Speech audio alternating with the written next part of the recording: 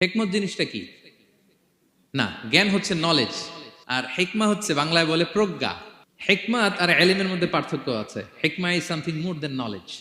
শুধু জ্ঞান থাকলেই হয় না, জ্ঞানটা কিভাবে আপনি অ্যাপ্রোচ করবেন, প্রচার করবেন, প্রেজেন্টেশন করবেন, উপস্থাপন করবেন, এটা জানার দরকার আছে না নাই?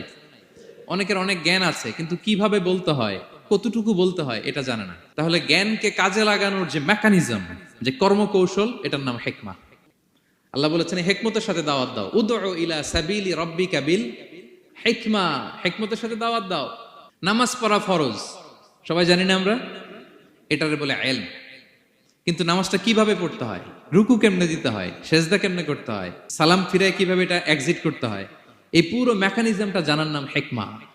তাহলে নলেজ প্লাস কমন সেন্স একসাথে যদি হয়, এটা উইজডম বা প্রজ্ঞা হিসেবে রিফ্লেক্ট করে।